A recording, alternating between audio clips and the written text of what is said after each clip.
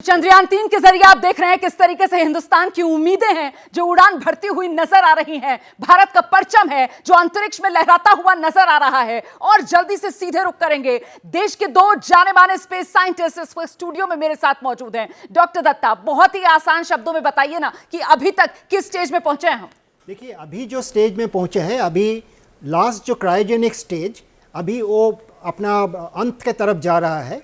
मतलब जिस ऑर्बिट में इंजेक्ट करना, लो अर्थ ऑर्बिट, जो इलिप्टिकल स्टेबल ऑर्बिट में जो इंजेक्ट करना है, वहाँ लगाना है, उसमें ऑलमोस्ट पहुंच चुका है। लेकिन जब तक न डिजायर्ड ऑर्बिट का वेलोसिटी मिलेगा, क्योंकि सबसे इंपॉर्टेंट है कितना एनर्जी मिलेगा और एग्जैक्ट वो ऑर्बिट में वो इंजेक्ट कर पाएगा कि नहीं। सर, मैं आपको रोक रही हूं क्योंकि हम सीधे दर्शकों को वो रिपोर्ट दिखाएंगे जो देश को गौरवान्वित करने वाले पलों को हमारे सहयोगी श्रीनिवास ने अपने कैमरामैन के साथ कैमरे में कैद की है तस्वीरें, और किस तरीके से इन पलों को बयां कर रहे हैं श्रीनिवास। ये रिपोर्ट।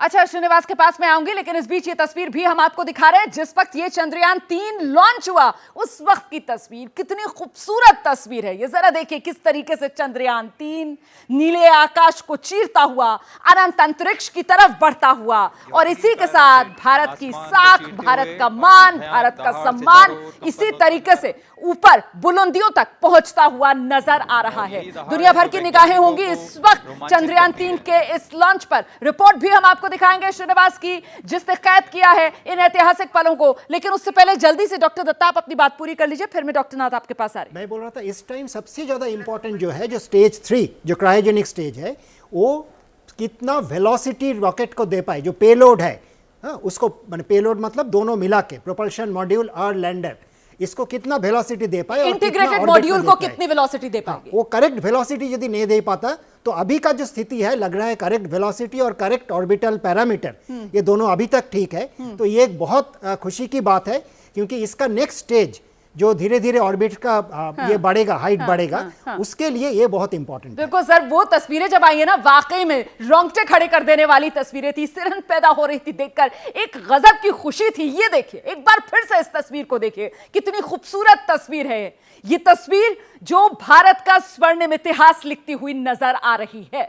देखिए किस तरीके से नीले आकाश को चीरता हुआ अनंत अंतरिक्ष की तरफ चंद्रयान-3 बढ़ता हुआ चांद के रहस्यों से पर्दा उठाएगा। अंतरिक्ष के संसार के कई राज जो हैं उनको दुनिया के सामने खोलने का काम करेगा, और वाकई मानवता के लिए ये बड़ी कामयाबी हो सकती है अगर मिशन जिसको लेकर चंद्रयान-3 चांद के सफर पर चला है कि सॉफ्ट और सेफ लैंडिंग इस बार चांद की सतह पर वो कर ले, उसमें कामयाबी मिलती है। तो जो कि लग रहा है कि इस बार कामयाबी 100% तय है। फिलहाल डॉक्टर नाथ, स्टेज 1 सॉलिड फ्यूल वाली, स्टेज 2 लिक्विड फ्यूल वाली, वो बिल्कुल जिस तरीके से चाहा था साइंटिस्ट ने, उसी हिसाब से आगे बढ़ता हुआ ये चंद्रयान-3 और अभी क्रायोजेनिक इंजन इसको और ऊपर लेकर जा रहा है। जी, स्टेज 1 में जो सॉलिड फ्यूल का स्टेज था वो एज पर द डेटा जैसे इसरो ने बताया वो सही था। स्टेज 2 लिक्विड फ्यूल वो भी सही था। अभी क्रायोजेनिक स्टेज चल रहे हैं। अभी जो मोस्ट इंपॉर्टेंट पार्ट जो है उसका इजेक्शन वेलोसिटी, जिसको ऑर्बिटल वेलोसिटी बोलेंगे, उस वेलोसिटी ऐसे एक वेलोसिटी होती है, उससे कम होगा वो पेलोड ना नीचे आ जाएंगे वो ग्रेविटी पूल के लिए।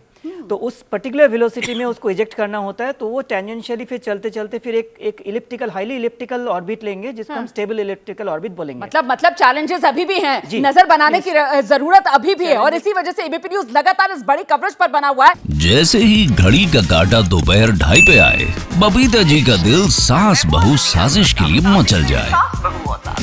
और ये है इनकी बहू, पूरे दिन ऑफिस की टेंशन हो जाए गॉन जब ये करें अपना फेवरेट शो फ्री टाइम पे ऑन। इनकी तरह आप भी देखिए अपना फेवरेट शो अपने टाइम पर, और डाउनलोड कीजिए एबीपी लाइव ऐप अपने स्मार्ट टीवी पर।